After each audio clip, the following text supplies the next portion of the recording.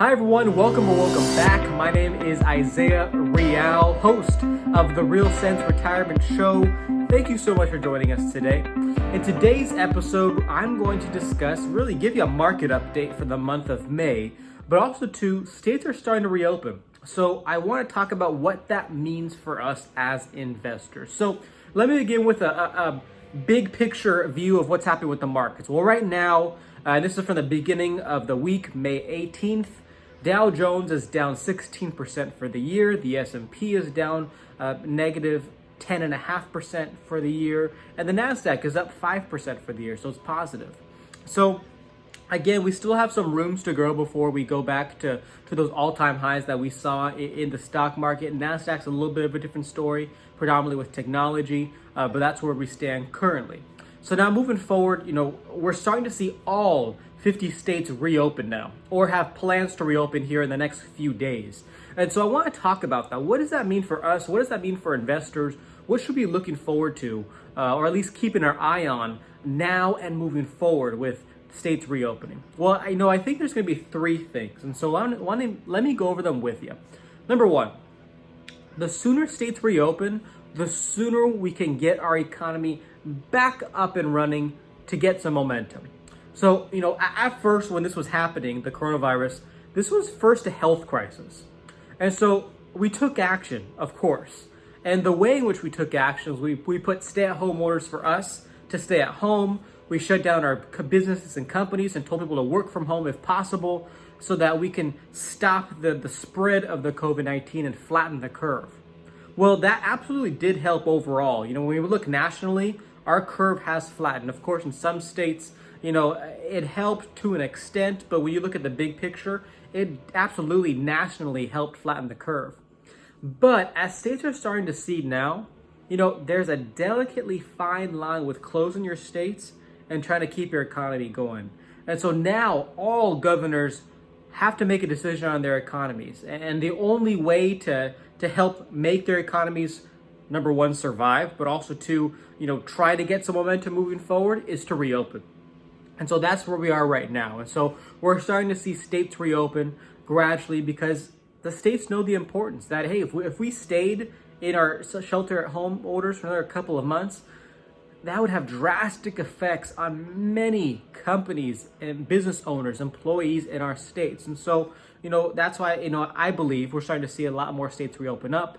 And seeing some that said they're going to wait till June or possibly July, but now you're starting to see them take action because they realize the impacts of this. We need to jumpstart the economy. So that's number one.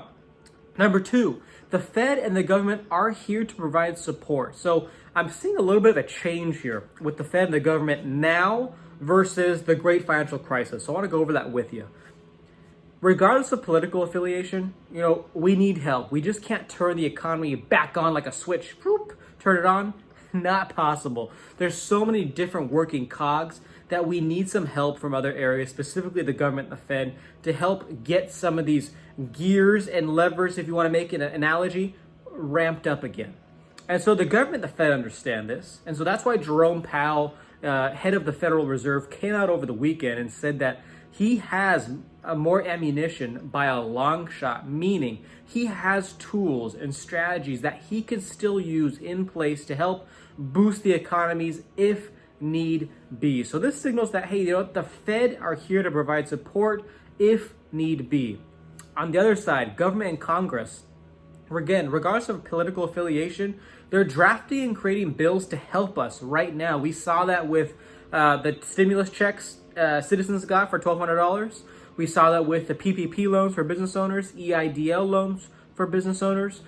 We're seeing that happen. And this is where the difference is, because people are saying, oh gosh, they're starting to compare this to the great financial crisis. A little bit of a different story. Back then, politicians weren't so keen on helping the banks because they wanted them, we don't want people to think that, hey, if people get in trouble, they can come to the government to get help. This time again, they realize the impacts that, hey, we shut down our own economy. And so we need to help these people back up again. So that's why you're seeing the Fed come out with, looking to buy loans, looking to buy bonds, looking to buy ETFs here in the not so distant future.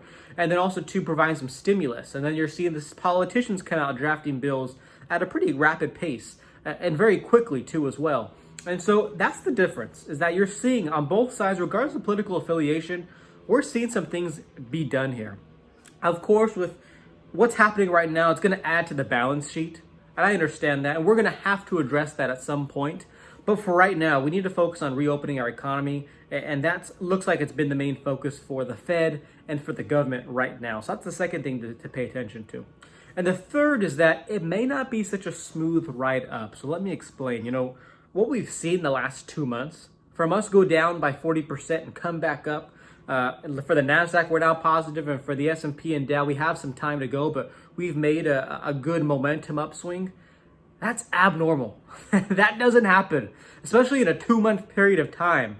And so if people are thinking this is the new normal, I wouldn't make our mindset like that. It would so quickly, the momentums, and we're starting to see the gyrations of the markets up, positive, big one day, down the next.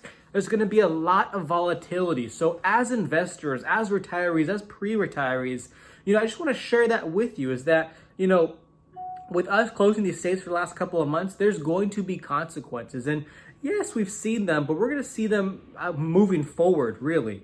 And so, again, we're probably going to most likely see some historically negative GDP numbers come out.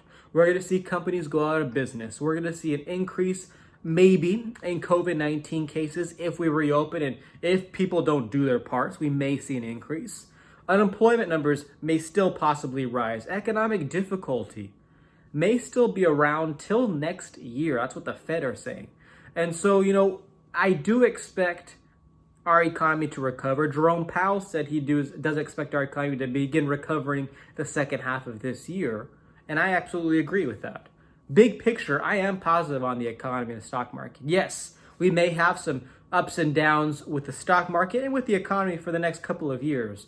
But big picture, like anything else, and I've showed you these charts here in the last couple of episodes, we will get through this and our market will continue to rise forward. Yes, there may be some ups and downs along the way, but if you look at it at a long-term perspective, it typically goes higher from here. And so those are the 3 things I want to go over with you today. So now that we're reopening, those are some things to take a look at moving forward. If you have any questions, if you have any thoughts, please feel free to let me know. Give me a call.